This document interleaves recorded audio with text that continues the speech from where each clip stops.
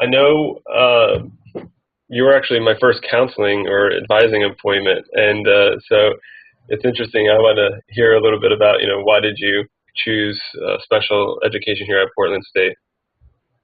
Well, I chose Portland State because I had talked to former students, and they really enjoyed it. Like they thought that the staff was awesome, that they were really knowledgeable, and were practical in trying to equip them.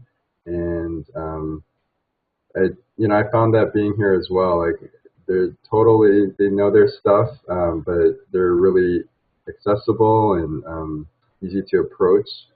Um, I feel like the school has strong, rigorous academic standards, but they always like talk about research. Like every class, we talked about what is proven through research, and to teach in a way that's not just a new fad or a new trend, but then to teach based on what has been proven to work over and over.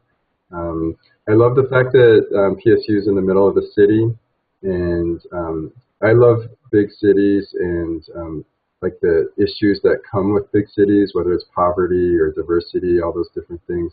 And Portland State is right there downtown, and I feel like the dialogue within the classes engages those real issues in special ed in the context of a city. And then lastly, like I love the fact that it's only a year. It's a crazy intensive year, but within that, by next end of next summer, I can be done with the license and then have the master's as well. So I value just being able to practice as soon as possible. And I'm 37, so I wanted to just move forward.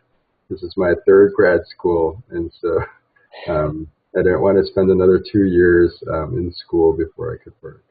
Great. Thank you.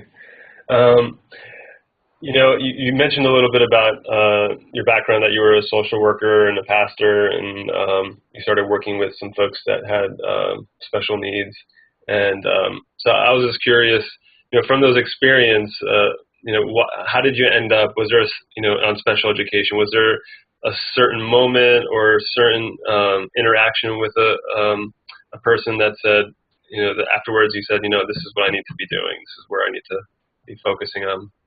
When I was a pastor, I remember in one of my classes at seminary, we were doing a field trip to LA to explore the city and the history of it and the religion.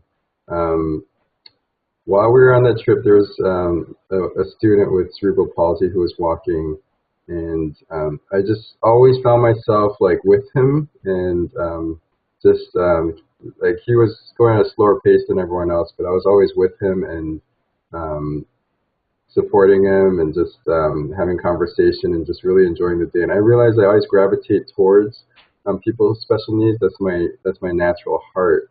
And in being a school social worker and being a pastor, I'm always in serving professions, um, which which teaching is an ultimate serving profession.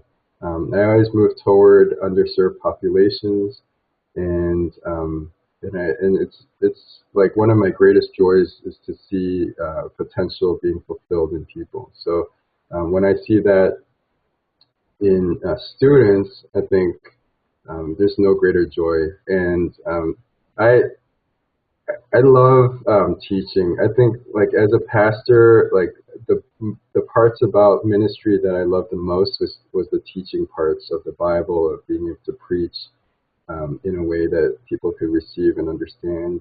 In school social work, it was teaching like the social skills or the anger management. There's always that teaching component that affected me, and so that I guess like the heart for the special needs community plus like my passion for teaching made it something that made sense for me. That's great. That's great. And it's wonderful to hear how so much of your past experiences brought you to where you are today. That's great. Um, this last question. I know that you've lived in a couple of big cities and you've traveled some, I guess. So where uh, you talk about wanting to possibly move overseas or live overseas and teach in special education. So can you tell me a little bit more about that? Have you thought about that, what that's going to look like? Yeah, it's been ever since I was in college. I wanted to live abroad in a developing country. I thought that was going to be in social work, and I did. You know, even in grad school for social work, I spent 3 months in South Africa um, writing social policy for getting social workers into schools, which they didn't have in the northern province. And I just love, I love different cultures, first of all, and then I love going to a place of need where they don't have the services or opportunities that we have here.